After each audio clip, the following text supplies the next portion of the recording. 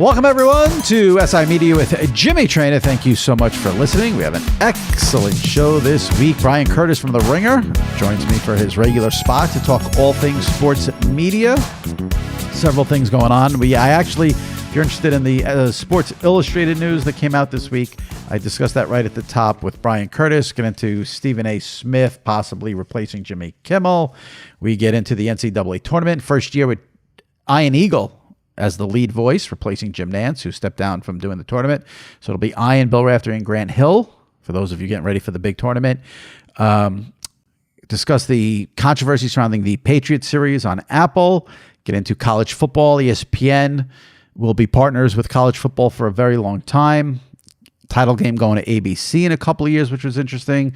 Some stuff on McAfee, Aaron Rodgers, LeBron James hosting a podcast.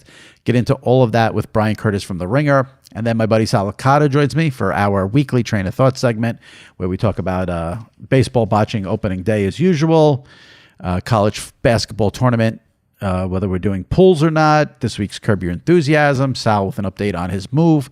So a big show for all of you out there this week. Before we get to it, if you missed any recent episodes, go into the archives, check them out. We've had a nice little run of guests. Dan Orlovsky from ESPN was on the show last week. ESPN legend Bob Lee 2 weeks ago, and Greg Giannotti from WFAN and CBS Sports Network of the Boomer and Geo show 3 weeks ago. So if you missed any of those, go into the archives, check them out. Subscribe to the pod. I believe Jeff Passan from ESPN will be on next week. And we roll on. All right, let's get to it now. Bryan Curtis from The Ringer on all things sports media, followed by Sal Licata and Train of Thoughts, all right here, right now on SI Media with Jimmy Trainer.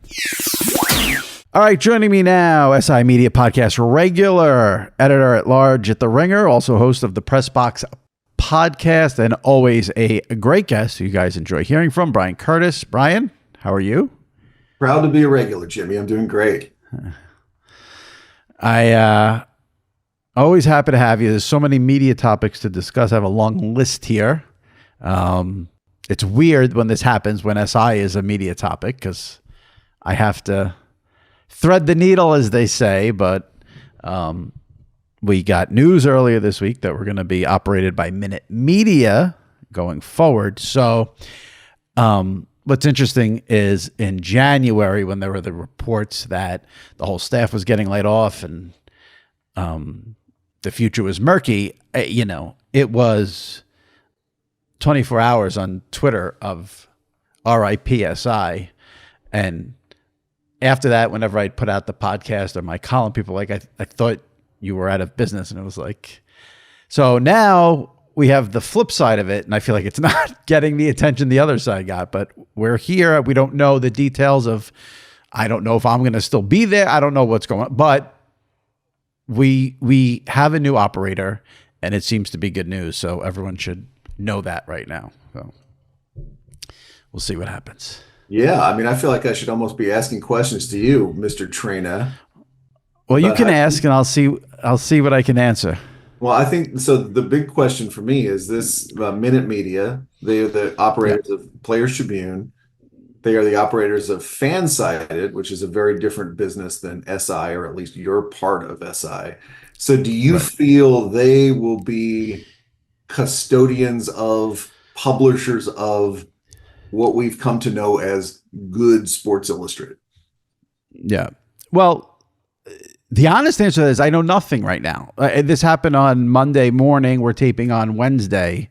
And there's a lot, obviously, to figure out, just logistical stuff, CMS and server and email and payroll and photo rights. And, there's a lot of all of that stuff, let alone the staffing issues. So I can't answer anything based on knowledge. What I can tell you is I'm happy that Minute Media is a media company.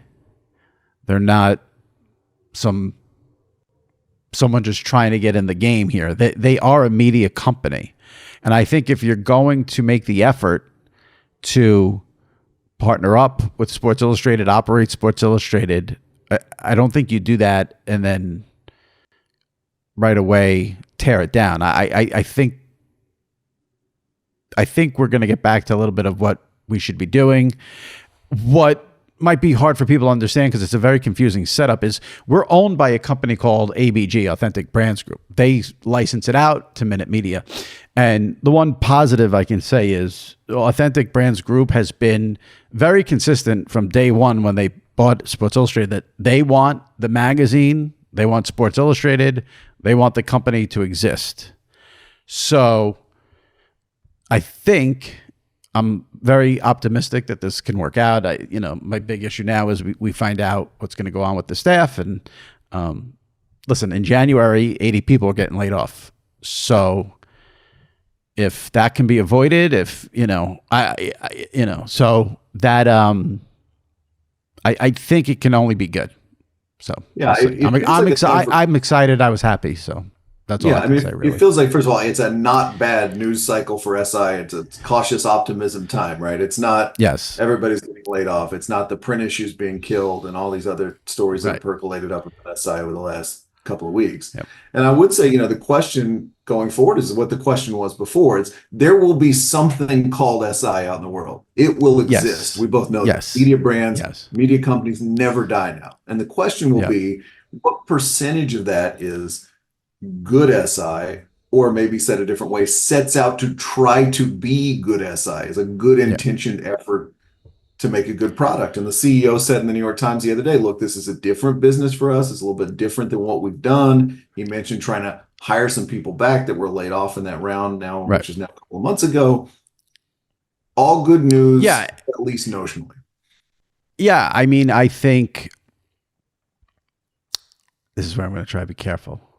I think SI can do a lot better in terms of video and audio. So I think Minute can be a big asset there. I think hopefully they let the magazine people and the writers do their thing. And I think it could really work out well. I'm not trying to be evasive, but like I said, we found out Monday at 9 a.m. and it's Wednesday at 1:30 p.m. So there hasn't been an overflow of information yet. I think there's a lot of things being worked out. I'll probably know more in a couple of weeks. Hopefully I go over. I'm trying, I'd like to know, obviously, if I'm going over, because if I do go over, then I'm partners with Derek Jeter, and I feel like I have some things I can say about that, but I'm going to hold off until I know I'm going over. So that's the big thing. Well, first of all, here's a vote on I got so many tweets about that. My God. Here's a vote on your podcast for you to go over. Anybody would be stupid not to keep you. And I also think we should just have a memo right now. Here's some things we need from the new bosses. Jimmy needs to be on Radio Row every year at the Super Bowl. Jimmy needs to be at WrestleMania here in a couple weeks. I'm already putting together my list of demands on your behalf. My only, it's not, I just want to be brought over, and we'll figure everything else out. And if I do get brought over, we'll start with maybe a booker, but we'll my list is less. We'll deal with that. Yours, we can go there. Yeah. Like I said, I hope I'm brought over. I hope everyone's brought over. I hope as many people as possible can. I have to say, what I wish people would understand is the staff, my coworkers, my colleagues. I'm in awe of them and the credit they deserve, because in January we find out we have 90 days and then we're getting laid off, and everyone continued to work. I mean, outside of the complete anarchy on Twitter where everyone thought SI was going out of business and it wasn't, you wouldn't have known what was going on because everyone kept churning out their content. I mean, we put out a magazine, I think it was yesterday, with Shohei Ohtani on the cover. So the staff here has been tremendous. I hope that's recognized and it all works out. So I can imagine doing journalism with a shot clock over your head that you're waiting to see if it expires or not. There were some rough days, I will say, in the last couple of months, but I think I hope for the best. I think it'll be good. And this was nothing but a good move, I think. All right, now let's switch gears. There's a lot of news that came out in the last couple of days in the sports media world. I just want to start with something, though, from last week, which I found humorous. And I know you and I have discussed this so many times. We've discussed often, what is Stephen A. doing? Like, what is the game plan? He so clearly is trying to expand his brand, change his brand, do whatever it is for a monumental payday. It seems like that's what the plan is. I think everyone would agree with that. But there were two things that came out. One about him possibly replacing Jimmy Kimmel, and then about him wanting $25 million a year, or could he be the $25 million a year man? And I like Stephen A, and I say everybody get as much as you could get. This is not me saying he shouldn't get that. If he can get it, he should. Jimmy Kimmel makes $15 million a year. I don't think Stephen A. Smith is going to get $25 million. So it's the late night show, when late night is like basically there now to make YouTube videos and social media videos. I had a chuckle if he wants to make $25 million, maybe doing like 100 jobs for ESPN, maybe, but he's not replacing Jimmy Kimmel and making $25 million a year. Can we stop with that? Should we at least just separately consider the idea of him replacing Jimmy Kimmel, first of all? Because I think a few years ago, I would have looked at that and been like, okay, yeah, sure. Yeah. I don't know. I mean, is that completely crazy now, given the way Stephen A. has ESPN and Disney by the tail, and given the things that Stephen A. has sort of accomplished? Are we totally sure that's out of the question? I think what would only make it crazy is I don't know how much a network wants to invest in that time slot anymore. I mean, look at CBS. When James Corden left, they're using, what's that show from Comedy Central now is like the replacement? I forgot the name of it. Taylor Tomlinson, right? Yeah. I don't, that's not, if Kimmel left, I don't know if they're going to go like big name route to replace him. I don't know the economic. I think the economics now of late night are so different. The days of maybe giving someone all that money, like I said, Kimmel makes $15 million and he's been there forever. So I don't think ABC is going to pay someone more money. Do you think 20 million is a crazy number for Stephen A. to get from ESPN? Because I don't. Not the way they use him. They use him everywhere. He's on First Take. He's on their NBA coverage. I think what I find interesting is all the outside stuff he does. You would think ESPN would want his podcast in-house so they can make money off of it, but the topics he does, they probably don't want it in-house. They do not want the Jason Pluck episode in-house. So let's put that out. Yeah, I would guess not. And, talking about the best music to have sex to. My guess is they don't want that. But if you're paying him $20 million a year, you don't want him doing stuff outside of ESPN. You don't. But is this the way the world works anymore? It sure doesn't seem like it. I mean, it seems like to me, they want him for First Take. They want him for Countdown. They want him for just other stuff.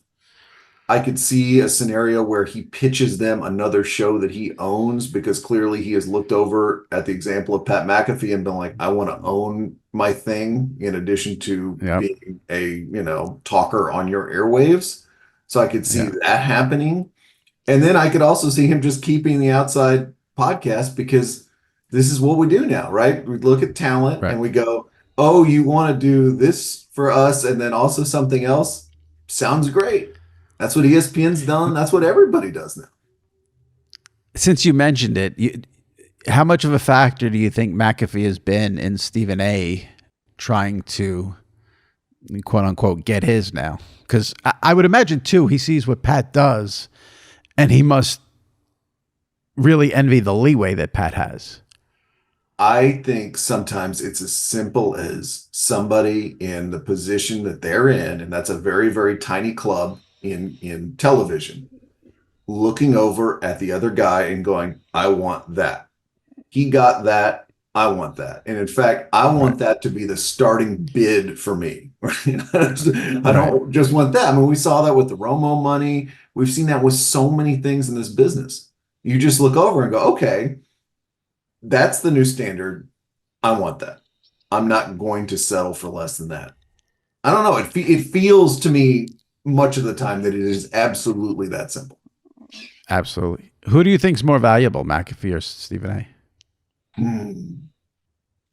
It's an interesting question going into the future if we're thinking of ESPN walking away from the cable bundle and being a different kind of media company.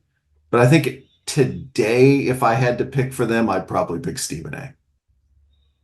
Interesting. That at this moment, and I don't know what that's based on, but he just feels to me more core to them and what they do in a lot of ways than McAfee. Yeah. They don't own McAfee. Yeah, they don't own McAfee's show. They own First Take. But I think College Game Day is way more important than NBA Countdown. But I guess you could pull Pat from College Game Day. You probably wouldn't miss. I don't know. It depends who the replacement is. But as much as they try, and it doesn't matter. The show could be great. I mean, NBA Countdown just doesn't make a dent. Whereas Game Day is still Game Day, I think. Yeah, no, that's totally true. Yeah, and Pat's doing outside stuff because he does Monday Night Raw now every Monday. He does. He's back on wrestling. It's crazy. This is what talent is. And I think I called Jimmy Pitaro a player's coach in print, and I stand by that description. And that's how the job is, right? You are not telling talent what to do in the old John Skipper way or the way his predecessors did, or the old network sports chiefs that you and I grew up with. You were saying, okay, a lot of the time, okay. To a certain extent, to a very large extent, they are doing what they want to do. Speaking of McAfee, do you think, are you surprised we haven't heard from Rodgers yet on McAfee? Oh my God. My first thought after, staring at the ground for 20 minutes after hearing what Aaron Rodgers allegedly said about Sandy Hook and the conspiracy theories there was, I can't imagine anybody at ESPN wanting to have him on the air ever again. Just because not only is that a red line that is separate, perhaps even from all the red lines that he's already crossed on their airwaves. I mean, this is a Connecticut-based company. And if that ever came up in any way on the air at all, even perhaps I completely didn't say that and rejected and da-da-da-da. I just cannot imagine. I mean, we've already had moments where you're like, I can't believe he's talking about vaccines for 20 minutes on sports television. And for something like that to come up, just think, oh my God, no. So it's a really fascinating take by you because I don't. Let's go on the premise he didn't say it. Let's just even go on that premise. ESPN doesn't even want him defending that on their air. Probably they don't want Sandy Hook discussed in any way, shape, or form. And listen, he could even, who knows, he could say, listen, I never said it. I never felt this way. I feel for the victims. It was a tragedy. And then he could immediately just say, but the government, you can never, you don't know where he's going to go. So I think ESPN's more than happy to not have him discuss that in any way, shape, or form. I think they could have had a lot of fun with the VP stuff, but obviously that ship has sailed. Mm-hmm. If you're asking me for what is my prediction? Will Aaron Rodgers be back on the air? Yeah. If Pat McAfee wants him to be back on the air, I think he'll be back on the air. Right. I think that's how this works. Right. Well, because at the end of the day, no matter what the headache is, when all is said and done, they love having him there every week. I mean, the guy's giving them an hour every week. And I think, listen, last year, he wasn't playing, and I think that makes it weird. When someone's not playing for the entire season and you hear from them every week, of course they're going to get into areas. They can't break down the game. The Jets, a lot of good moves. Maybe they'll be decent. He plays. He's on every week. That's still, at the end of the day, a win for ESPN, in my opinion. Yeah. I mean, by the way, didn't you feel like it's had this weird feeling that you've been lured into another Aaron Rodgers news cycle when this whole VP stuff started? That we are once again talking about Aaron Rodgers? When the VP stuff started, I was giddy because I thought this is like phenomenal content right here. Like a current active. Wait a second. Well, a current active NFL player. Like there were all these discussions, like, can he play and be vice president at the same time? Would he have to leave the Jets to go campaign? It's just like that to me was great. I was enjoying that. And then obviously things got ugly a couple of days later. And I'm just thinking too, if Rodgers returns to McAfee for the season, and I think he will. I think Brian just said he thinks he will. I just realized we have an election in November, so maybe ESPN will chat with Pat and say, you know what, maybe we give this a pause for a year. Buckle up. You know, there's a shitstorm coming if he's going to be on every week during the election. There's no two ways about that. Yep, I think that's 100%. 1 hour interview about RFK Jr. every Tuesday on ESPN. That's what you're going to get. All right, let's switch to some other things. Well, speaking of ESPN, I find this just amazing. All you hear about when it comes to college football is how much trouble it's in with NILs and the players getting paid. Nick Saban leaves, he's complaining. And all you hear about is how much trouble the sport is in and the future of the sport. And then ESPN extends their rights through 2031, 32 for billions. Isn't that all that matters at the end of the day? They get their money. Well, the money is distributed in an uneven way, right? This is where when people talk about the fault lines you're seeing in college football, not only the issues with players and paying players and NIL and all these other and realignment, but then also this idea of uneven revenue between different players in the game and the Fox conference and the ESPN conferences. And, there's a lot of fault lines. But look, this is beyond all that. Your point is right. College football is giving ESPN and fans, to a large extent, what they've wanted forever, which is a big, giant college football playoff at the end of the season. This is what people want, and this is ESPN has said we want the whole thing. And I guess there's a chance that they could then take some of those first round games and sell them to Fox or sell them to somebody else. But this is really the thing people wanted. So there is a little bit of cognitive dissonance there. Yeah, I'm a little tired of hearing about how the sport's gonna die because of the NIL and the transfer portal and all that, and it just keeps rolling on. And this is the part of that story I love the most. The national title game in a couple of years is going to go back from ESPN to ABC. The broadcast TV is going to be nothing but sports in 2 years, 3 years. We're getting close. We're getting close. Yeah, to a degree that would have been unimaginable even when we were kids, because it was, it was entertainment, news, and sports, and that order kind of changed, but sports didn't feel like number one most of the time, and all of a sudden it's sports, the entertainment and news. You just made me think of a moment.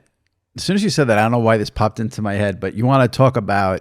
One day I'm going to do this. One day I will do a column. I'm going to put together all the imagine if Twitter was around moments. Like everyone, we know the obvious ones like the OJ Chase and a couple others. But I just thought of that story because I don't know if I remember it when it happened. But there's that famous story about the U.S. Open ran long on CBS and bumped the CBS News, and then Dan Rather just left, and they had darkness for 11 minutes on the air or something like that. That's right. Imagine that story. Imagine that story today. And he just walked away, and it was a huge deal at the time. You can just imagine what Twitter would have been like during I think it was 7 or 8. I got to dead air. I have to investigate that story because if I remember correctly, they said it was he left for 11 minutes. That's a super long time to go dark. Mm-hmm. And again, it was illustrative because it goes to what we're talking about. These parts of network TV were fighting, and the idea that tennis was going to go into the time of the CBS Evening News, that was beyond the pale for him. Yeah. So he walks off the set. And now we think, oh God, they'd be like, hey, can tennis run another hour and a half? And maybe we'll just forget to show the news tonight because they're dead without the live sports. It's unbelievable to see this happen. There was something. Oh, yeah, because I also saw. So this, CBS and TBS alternate years for the Final Four, and this is a TBS year. And I when I saw that, I said, I bet college basketball is, given the way things are going now, I'm sure they would love to get that game on CBS every year. It's, go back to the old way. I know, it just did a complete 180. It's unbelievable. It is, and you know, this is, I've always said this is part of the secret of the NFL's success is not only that people love pro football, but that the games are primarily on free television, and your local team's games are all on free television for Always. you, always. And Yep. so, you know, we've seen that, right? All these leagues that did fine as basically being cable products. The NBA has been that largely since the NBC days with Turner and ESPN has largely been a cable product. College football, putting their championship on cable. They have a lot of free games too, obviously. But you know, all of a sudden you're like, no, no, no, we're going back to the 80s. Like we want everything on a single digit network because in this time where things are so weird and your attention is so spread out, that's where we think we can find the big audience. Yep. Yep. It's a complete flip. I don't know if anyone saw coming. Tournament. I'm very excited to hear Ian with Bill Raftery. Jim Nance this year. If you're from the tri-state area here, you have history with Ian and Raftery because they used to do the Nets together. And I know they've called games already for CBS, but no one's paying attention to college basketball before this week. Everyone's in for a treat. Ian and Raftery, Grant Hill is there as well. They have chemistry as good as any duo you'll hear. And I understand the adage that no one's watching a game for the announcers. I will be watching for the announcers. Like, I'm watching more to hear Ian and Raftery than the game. I could tell you that. I'm one of those people. I'm excited for Ian and Raftery, and I'm excited for people to hear them together because they are phenomenal. It is, and it's amazing that it has come around because this is something that was happening initially at the Nets in the mid 90s.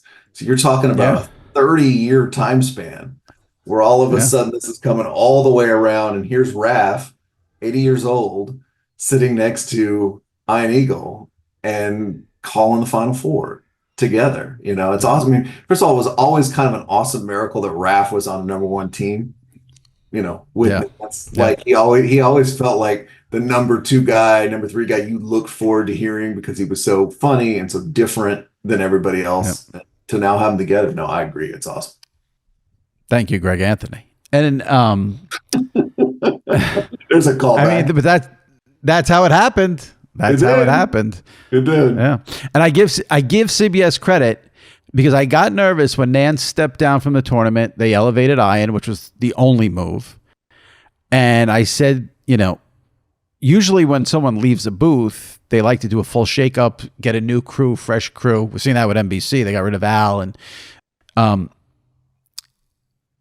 I thought because of Raftery's age, they might try to bump him.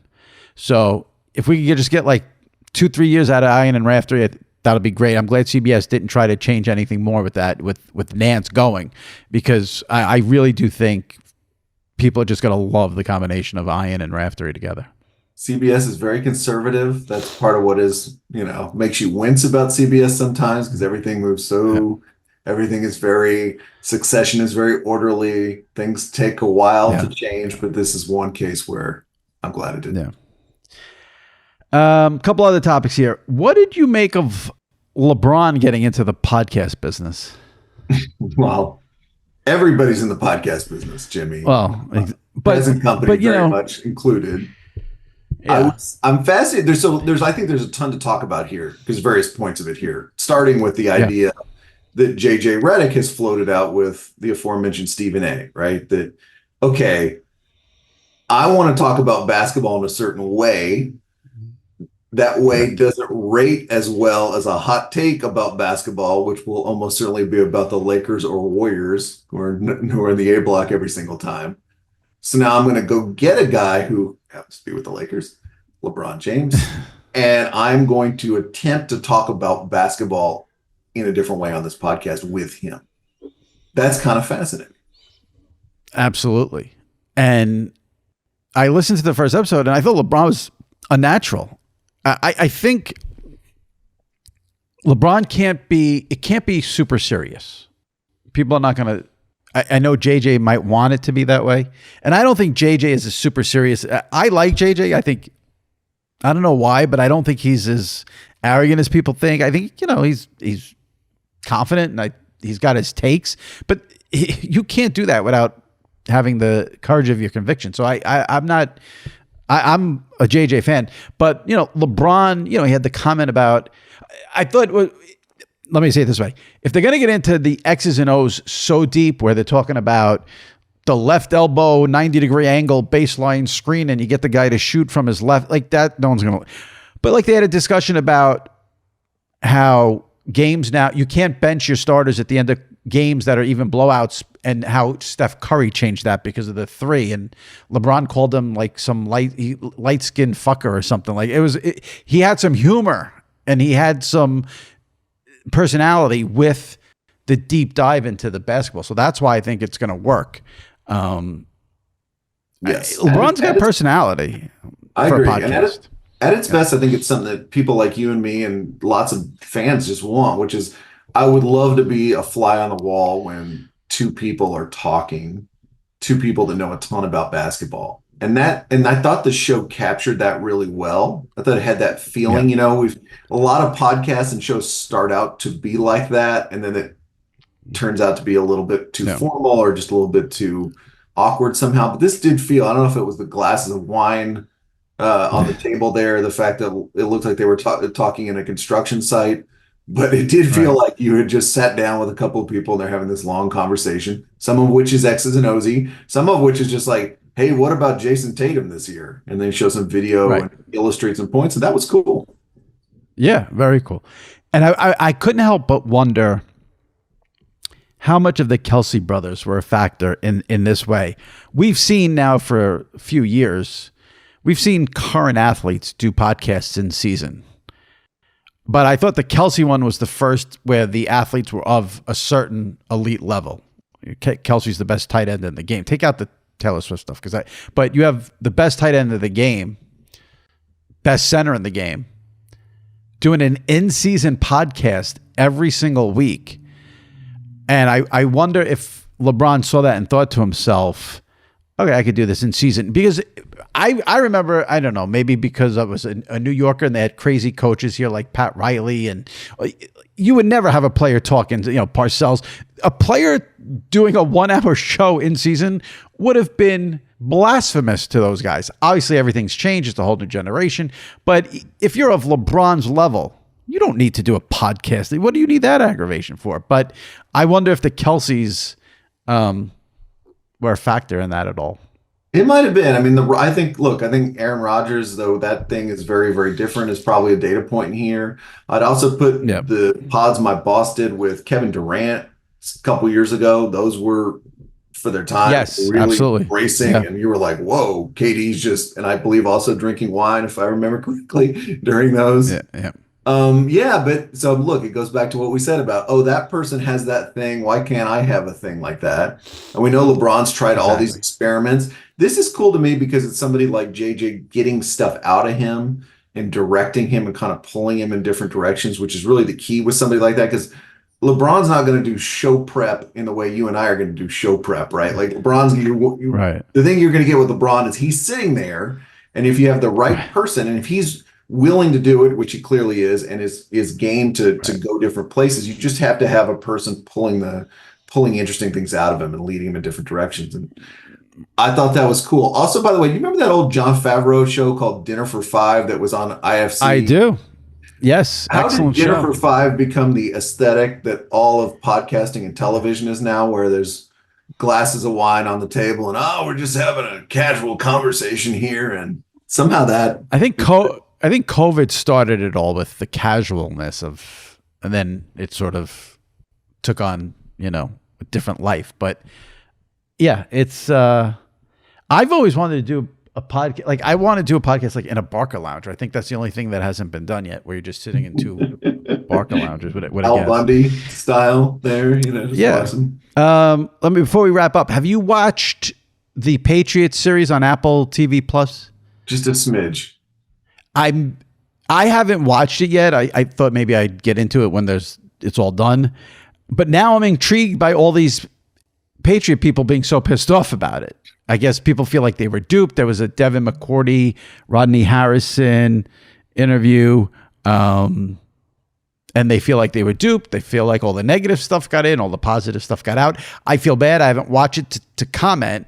Just wondering where we are with that. Yeah, I watched I read the book that it was sort of based on, which was an interesting, right? Because with the Patriots, I think what makes that story so fascinating is there were three distinct power centers, Belichick, Kraft, and Brady, and three distinct points of view. Right. And one of the things when Belichick left the Patriots, I was always like, are we ever going to hear the Bill Belichick point of view of this whole story? Feel like we've gotten a lot of Kraft. We've gotten some Brady, and maybe some of that'll dribble out as he goes to Fox and becomes more of a full-time media person, though he's very careful about what he says about that.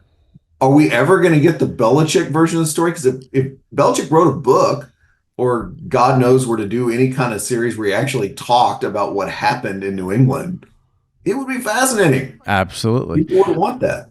I also think, again, I haven't watched it, but I don't understand how it can be spun as this negative hit job on Belichick. I mean, that's what everyone's saying, but they won 1 million Super Bowls. How can it be anything but positive? Like, they won 1 million Super Bowls, and how could everyone be so it makes me wonder about the editing and what sort of the game plan was going into it. As a Cowboys fan, I'm used to now that all the good times were also the bad times. Right. We don't actually separate those things. It's just one weird part of history. Well, they patch things up with Jimmy Johnson. Yeah, and then it kind of falls apart again. Yeah. All right, Bryan, appreciate it. It was great. A lot of stuff to cover, and always love having you on. Everyone check Bryan out at The Ringer, Press Box Podcast, and we will be hearing from him again soon, I am sure. Thanks, man. You got it, Jimmy. Right. Thanks for having me, as always. All right, joining me now, as he does every week, for our Train of Thought segment, the oh-so-popular Train of Thought segment. My buddy from WFAN Radio in New York, SNY TV in New York, Sal Licata. Sal, how are we doing? Great. Is this segment still popular? Because I figured once my move saga has come to an end, like I found the house, that was going to be the end of me on this show. Well, we'll see what happens. Maybe the end of you no matter what. We'll see. We'll see. That's a good point. I forgot. Yeah. We will see. We will see. Where do I want to begin? Where do I want to begin? As long as you're here, I would say that in some capacity, you and I will, even if less time. As long as I'm here, we don't know where I'll be. I know. Hopefully, I'll be here. Hopefully, I'll be here. We're coming up on the 500th episode too, so we've. Wow. Yeah. When is that? I think this is episode like 487, I believe. All right. Well, it's gonna be shaky, man. Yes, this is episode 487. Will we make it to 500? The push to 500, I like it. Starts now. Watch, I'll get to 500 and then I won't be able to book anyone. That's what's going to happen. Nah. We'll see what happens. So many places to go. First of all, okay, so let's start with this.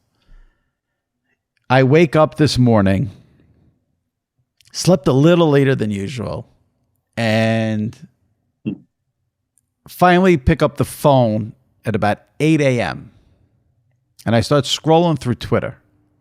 And I'm seeing all these tweets about the Dodgers and the Padres. I'm like, why is people getting all wrapped up in some exhibition? I didn't know what was going on. And then I find out it was the first game of the MLB season. Now, I understand they've done this before, where I hate baseball so much when they do things like this. I want to love this sport. Can we have some tradition? Can we have some common sense? The first game of the season cannot be played at 6 o'clock in the morning Eastern. It cannot involve two teams from the West Coast whose fans have to watch the game at 3 a.m. And it's March 20th. The rest of the league doesn't start until March 28th. What is that sport? Also, they can go play in Seoul, Korea. Who cares? Yeah, there's many layers to why I have an issue with this. I do a radio show 5 days a week on sports. I host a baseball show 5 days a week on TV. I had no fucking idea that the season started today. So that's number one. They have no idea how to market anything. None whatsoever. Right. Although I knew about the issues, the infighting that they had. somehow I got wind of that yesterday about Boris and the league being upset, whatever, stuff that I don't even care about. I knew about that, but I didn't really know the season actually started when it did. The other part is if they are going to play games there, they can't do it a week before the season starts. Like do it the day before. Yeah. So you did it way too early. And then the other thing is, if you're going to do it, they should do it in the middle of the season. Like the Mets play in London. Okay, who gives a shit? It's in the middle of the season, no big deal. You're going to open your season with games that are taking place at 6 a.m. a week before the season starts. It's stupid on so many levels. Major League Baseball doesn't get many days at all where they're the top story, where they have some juice, where they have some interest, where people may. If you put opening day, every team, 1 o'clock, 4 o'clock, get every team going on, you can do that. 6 o'clock in the morning, East Coast, 3 o'clock in the morning, a week plus before the season starts is so dumb on so many levels. Then you have the marketing issue where, okay, so I texted you. I said, I had no idea it was opening day. You wrote me back. You said you had no idea either. Then I texted my group chat, which we'll get into when we discuss Curb. And 2 of the 3 people responded. They had no idea either. And these are people who work in sports. These are people who work in sports. Right. Oh my God. No idea. It's just so depressing. It's depressing. I find it. I want baseball to thrive. I want people to be into baseball. I hate that they do this dumb shit. Right. Then how is it possible that we didn't know that opening day was actually today? Like, it's just so ridiculous. Well, so then, all right. So 2 things. I go on Twitter and I did a poll. Did you know the Padres and Dodgers were playing the first game of the regular season before this morning? Now, right now, the poll has 1,200 votes. So take that sample size as you will, 1,200 votes. 55% of the people say no. Right. That sport has a problem. Right. It should be 100% of the people saying, yes, they knew. There's no ifs, ands, or buts about it. Right. Like, I've known when the Mets and Yankees open, I've known that date for months. I assumed that it was opening day for everybody. But if I knew it was opening day, even if I didn't care about the game, I would at least bet it and watch it and have some interest. Yeah, I get it. It would be now if it were on at a decent hour. I mean, at 6 a.m. I don't know about you, but I'm not watching that game. I would watch it. I'm working. You travel. I'm working from home. I'll put it on in the morning. Right. If I were home, I would do it. And I'll tell you it is. Yamamoto's pitching tomorrow. I want to see Yamamoto in a game that actually matters. All the hype with the Mets and Yankees missing out on him. He's pitching tomorrow's game. Is it 6 o'clock in the morning? Yeah, same thing. Yeah, I'm not. I mean, when I wake up, I'll put it on, but I'm not going to wake up to watch it. Well, I'm just saying I would at least have interest on that. I got to wake up and go to work like other many Americans do. We have to get up and go to work at 6 a.m. So I don't know who's watching a baseball game. Well, now that I know this, I know that tomorrow morning when I wake up, I'll put on, what is it on? MLB Network, whatever it is. I'll put it on. No idea. Now, here's a funny story. Remember a couple of weeks ago, I talked about how I basically mute everyone on Twitter these days? Yes. Yeah. It's funny because I've gotten a lot of tweets since then from people saying, I just want to know if you see this. I just want to know if I'm muted, which is funny. So I tweeted at 8:16 this morning. I had absolutely no idea whatsoever that the MLB season started today until about 5 minutes ago, and that makes me sad. Sad because the season shouldn't start at 6 a.m. Sad because opening day isn't a big deal anymore. Sad because I couldn't bet it. So I'm looking at this tweet now on Twitter, on the web, and I see 1 million. This post is from an account you muted. So I thought as an experiment, I'll read the muted replies and we'll see if I'm justified in muting. These are people I've muted already. Whoa, I like this game. Okay. Okay. So wait. So let me see here. So, all right. Let's see. So this person said, #fire Manfred MLB now. Okay. So that's whatever. He's still muted, but that's not that bad. Okay. Okay. So this guy here at Spittin' Facts 40 writes, bro, that's on you. It's also not actually opening day. So I'm going to mute him right now because he called me bro. And he said it's on me. Okay. America's favorite. First game needs to be in Cincinnati. I can. Let's see. How is it not opening day? They open the season. What do you call it then? That's why he got muted. This guy wrote, hold up, this game counts. All right, here's one from an account I muted. So let me do view. MLS has surpassed MLB. Okay, so I'm glad I muted that guy because he's dumb. All right, let's see. This post is from an account you muted. Pay attention. So that's a guy who deserves to be muted. Right. That's it right there. His reply was pay attention. Muted. I would block and report that guy. That's my new move. No, just a mute. Because, all right. Ohtani's first game as a Dodger, and you have no idea, sounds like East Coast problems. That was someone who was muted, and now I am justified in muting. Yeah, because you want to be a jerk. Mute. You want to be a jerk face? I'm going to mute you. Let's see. And it's not, by the way, it's not East Coast problems. On the West Coast, the game is at 3 a.m. That's a West Coast problem. On the East Coast, I got news for you. We don't give a shit. Nobody's getting up on the East Coast to watch the Dodgers Padres. I don't care if Ohtani, I don't care if Fernando Valenzuela comes back. Nobody's watching Dodgers Padres on the East Coast at 6 a.m. That's a West Coast problem. And that's why I muted the guy, because like you said, you hit the nail on the head. Common sense. All right. Well, this guy sent a reasonable reply. Maybe I'll unmute him. I get wanting to grow your audience across the globe, but doing this at the expense of your U.S. fans seems rather short-sighted. Then again, so much of what MLB does. That guy maybe doesn't deserve to be muted. Maybe I'll unmute him. All right, let's read this. Let's be honest. You don't care about MLB. All you care about is the NFL. For the record, opening day is 3/28. Well, you deserve to be muted, and you will stay muted because you're a jerk. But aren't you some kind of sports reporter? Maybe pay a little more attention, Mr. Reporter. And that guy is muted for. So basically, as you can see, all those people I have muted, only one seems like maybe he shouldn't be muted. And you unmuted him, right? I unmuted one of those people. The others were justifiable mutes. If not, I would block. I would block and report. Nah, I'll just mute. Yeah, no, right. I'm telling you, I tried this move and then I got a little notification. Today it came up, oh, your report has been finalized or whatever, and we kicked this person off. And I great satisfaction. Now, wait a second. Yeah. Now, oh, God, now you open all Pandora's box. Yeah. What exactly are you reporting? If they get, is there a line that gets crossed for the report? Harassment. You could, first of all, for the record, I've let this one guy go. I don't read all my comments anymore, but this guy was so, he like is in everything and it's always negative. And usually I just don't even do anything with it. I mute it, whatever.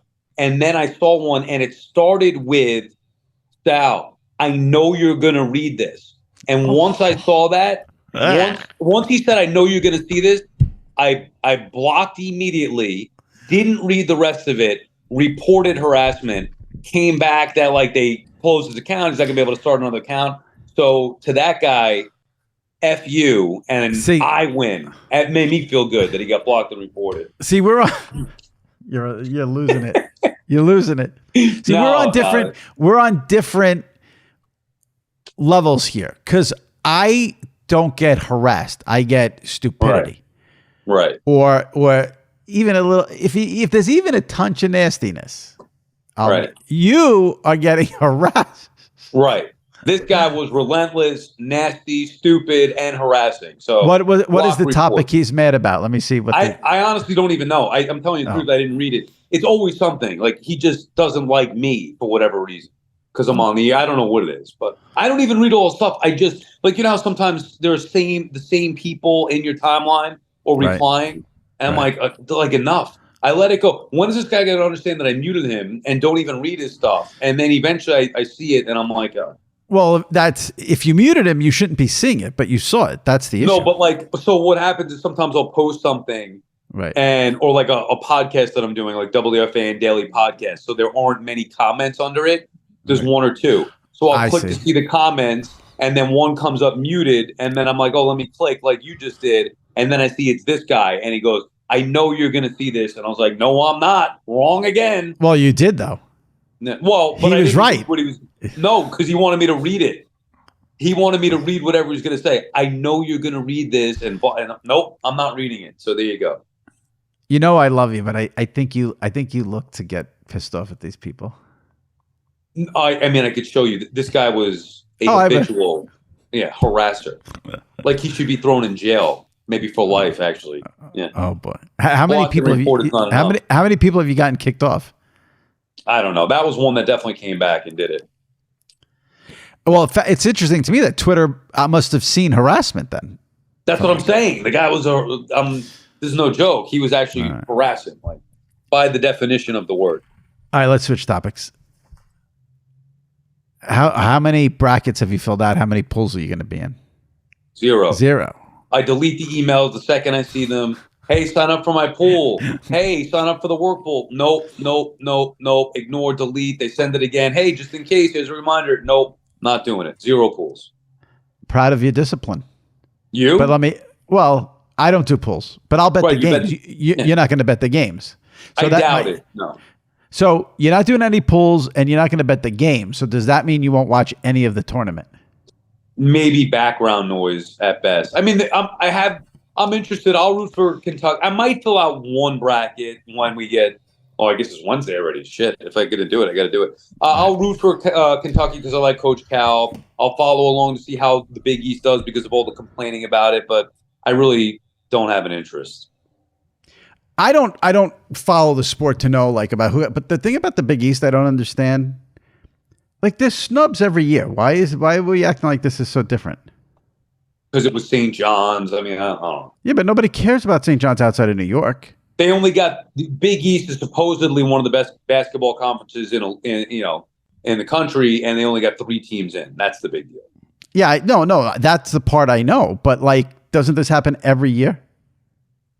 I don't know to that level. I don't know. I'm not equipped to have that conversation. Yeah. Me either. But I just feel like every year there's always outrage about who gets snubbed, and like this year I feel like I heard about it more because it happened in New York. Yep. So, but, and I don't know enough. I would have thought they'd want more teams in there from a TV perspective because you would get good, like New York's the #1 market in the country. So you have St. John's in there. It's better for them for ratings. So like, or Rick Pitino, even big name coach. I mean, right. Yeah. Right. All right. We got to talk about Curb. Before I do that real quick, I just want to address something. So SI, we got bought. Well, we're going to be operated by this company called Minute Media, who also operates the Players Tribune. And Derek Jeter went on Instagram and put out a nice post on Instagram saying like, Sports Illustrated, welcome to the family.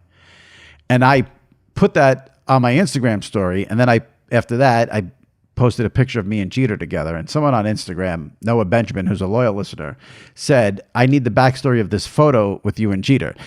And there's no real interesting story. A friend of mine, my friend Darren, worked for a sporting goods company at one point, and he was able, like, it was a Saturday afternoon, he was able to like get us in the dugout before a game to sit in the dugout during batting practice. This is nothing. It had nothing to do with Sports Illustrated, Hot Clicks, it was just way before then. So we got to sit in the dugout for batting practice, and I will never forget it for this reason. So we're sitting in the dugout, and every player, now this is the old Yankee Stadium, not the dump they're in now. So every player comes up those steps to the field. Only 2 players on the entire team stopped and said hello to us. Johnny Damon and Derek Jeter. And I got the picture with Jeter. Now here's why I'm telling you. How'd the picture get fucked up? Because that's even worse than my Larry David one with you. Oh, that's why I brought this up. Once again, I'm a victim of having shitty friends. That was the first time I was a victim of a shitty friend. You were the second time. So I get the picture with Jeter, and my friend takes a crap picture where Jeter's looking down. I look like a complete full-blown stalker. And I take the picture of my friend with Jeter, and it looks like it was done by Walter Yost from the legendary Sports Illustrated photographer. A few years later, we get Larry David. You take a picture. It's the worst picture I've ever taken in my life. I take one of you. It's great. So I don't know. I'm a victim. All right. You've had bad luck with that. I will say, though, I didn't know that backstory. I've known about the photo, and you might have told me the story a little bit, but I didn't realize, and maybe because I'm going based off the picture where it looks like he's just disinterested and not wanting to talk. I didn't. He was signing something for me when that picture was taken. So that's why his head was down. He signed the mag. I think he signed an issue of SI for me. You still have it?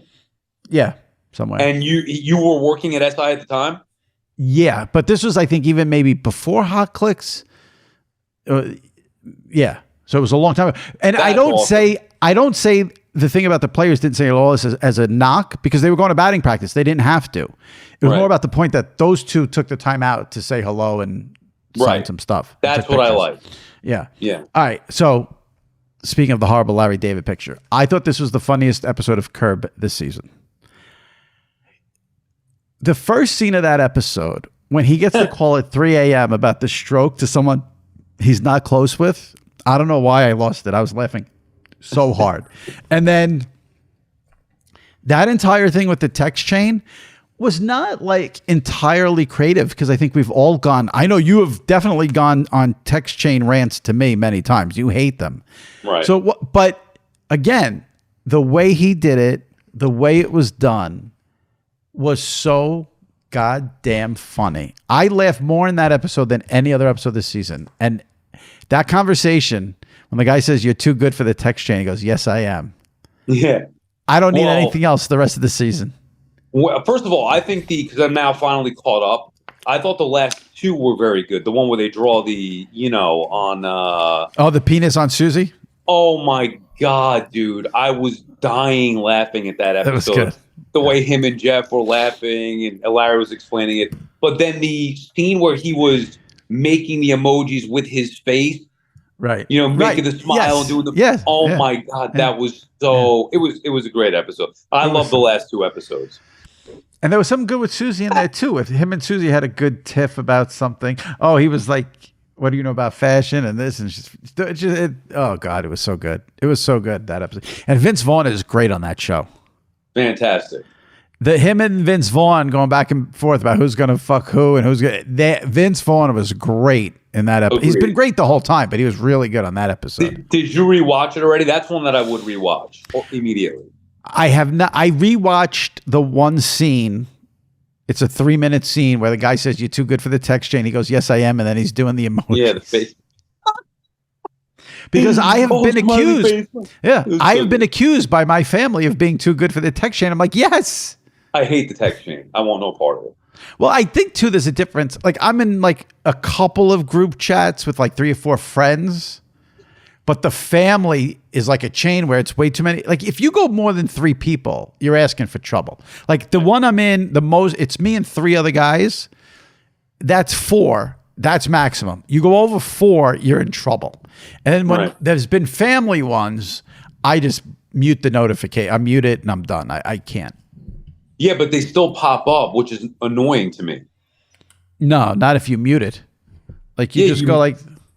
No, but then you look at the phone and you see it. You still see like you'll see a number. Yeah. You'll see like a number. Me nuts. Yeah, I can't ignore that. I'm a deleter, text thread deleter. I can't even show the group chat name because I'm like... yeah, I don't delete texts usually, but yeah, I just mute and whatever. I had to bow out. And by the way, the worst part about the text chains, you can't get out of one with only 3 people. Why not? I don't know. I can't do it. I'm in one with 3 people. I want out and I can't get out of it. Would you like to name the 3 people? Well, I mean, I could. You care? It's, I don't think you know them. Oh, it's okay. Personal. It's nothing. I mean, you might have met them in your life, actually, being at one of my family parties or whatever. No. I wanted to make sure. It was like Andy Martino. Brandon Tierney. Okay. No, two friends, and they. Wait, you don't have. Wait, let me. It says here, leave the conversation. And you're in one with 3 people. 3 others, yeah. No, 3 others. It's me and 3 others, so 4 total. Oh, you're saying 3 total? Me and 2 others. Do you have one of you and 2 others? Yeah, let me see. Oh, you can't leave the conversation. Now, what type of bullshit is that? That's fascinating. I am blown away by this. Why can't you leave a conversation? It is a group chat. It's me and 2 others, and I can't leave. There was one I wasn't, and I left. I've been a leaver before. I was like, guys, sorry, I can't do this anymore. I got to leave. You know what I'm going to do now, don't you? I'm going to start like 10 different 2-person group chats. You, me. Who we want to get? I'm going to do like you, me. I'll start texting a bunch of people. That's the one thing about you and I, where we do have some mutual friends. It's not enough to start a group chat. I'll find a few. Some of my friends. I know some of my friends. We don't have one that could be the triangle, and I don't want it. If anybody wants to be in a group chat with me and Sal, because I need it to be 2 people so you can't leave. That's what I want to do. I want to get them where you can't leave. I never knew that. That's a great nugget you just dropped on us. Yeah. All right. Yeah, because I tried to get out many times. I'm like, is this fucking phone broken? How come I can't get out of this thing? I love it. All right. Anything else we need to discuss? I don't think so. We get the big move coming up next week. What day? Give me a day. Friday next week. Okay, so opening day is Thursday. I know it's a shit show. I took off. Mets home or road? Mets are home. Yankees so are on the road. Are you going? No, but I'm working. We got like an hour-long baseball night in New York. It's a big day. So I can't take off opening day, can't take off the day before, can't take off the day after. So I got to get stuff done this weekend. And then my wife is going to be the last one behind, making sure everything gets out with the movers there. I'll be at work all day. All right. So next Friday is the second day of the MLB season. You can't take off because you got to break down opening day. It's baseball. Yeah. I mean, we're in baseball season. So your family is officially moving on Friday, but you yourself won't start doing any work until Saturday. No, we are moved out. Like everything's got to be packed up and out on Friday. Then from Friday out, it's a 2-day move. I've never heard of such a thing, but they say it's a 2-day move. Okay. So then Saturday moving in. So Friday we're kind of in limbo. We may stay at my mother's house. We may stay at our house with nothing yet. Maybe, an air mattress, whatever. But out Friday, I'll be at work, and then in the new house Saturday. My favorite thing about this is I know how much you love opening day, the Mets, they're at home, and that's Thursday. You move you're going to be so stressed out. Well, I wanted to move this coming weekend, knowing that opening day was the next week. Right. But my wife is like, we're not going to be ready to move, which to her credit, we're not. We're not packed up. And also because of the work being done on the house, it gives them an extra week before we move in. By the way, we should close with this. Off of that, I had to turn down your invite to go to Madison Square Garden to watch my Rangers and Islanders at the Garden on Sunday in a suite that you invited me to. And instead, I'm picking up dog shit and moving my backyard, getting ready to, have this move process. Yeah. Why are you picking up dog shit? What's that? Because I haven't done it in weeks. I can't leave that for the neighbors. You leave the dog shit on the lawn? Well, what are you supposed to do? No, you got to pick it up, but I haven't done it in weeks. I haven't had time. You don't pick it up each time it happens? No, we let him out. He goes and does whatever he can. I'm not following him out there or walking him out. So your backyard is filled with dog shit? Well, it was. That's why I spent 2 hours cleaning it up on Sunday. I don't even know what to say right now. Is this I don't have a dog. Is this normal? Yeah, I mean, this is normal. People put their dogs in the backyard, let them shit all over, and just leave it. And what if you walk in the backyard and you step all over the shit? Well, you're supposed to pick it up. That's the thing. Maybe not right at the moment, but every couple of days, whatever. I actually had a service that was coming to do it. They were called Poop Patrol, and they come pick it up every couple of weeks. I cannot believe this is the normal standard practice that people do with dogs. I thought you pick it up every single time.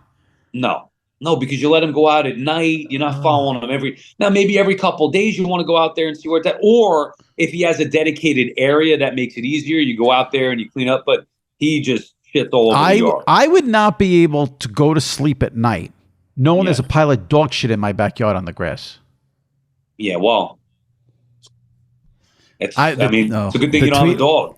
The tweets we're going to get on this, you're going to be blocking people left and right. I can see already. I'm telling you. What do you think? There's no way people go outside unless they're walking their dog every day to let the dog go to the bathroom then, which is fine. If I walk him, I pick it up and throw it out. Yeah. But when we just let him go out in the morning in the backyard or at night, he's doing whatever he's got to do. I'll worry about it later. This is disgusting. It's not disgusting. If you say you're coming over for a barbecue, I say, all right, I'm going to go pick up the shit now. Or if my daughter's playing in the backyard, whenever I have time before we go outside, it's also the winter. Summer, I'm out there a little more often playing with him. I'll pick it up. It's been weeks. I don't know about this, but we'll hear from people. You're enjoying a suite at the Garden. That's what I was doing.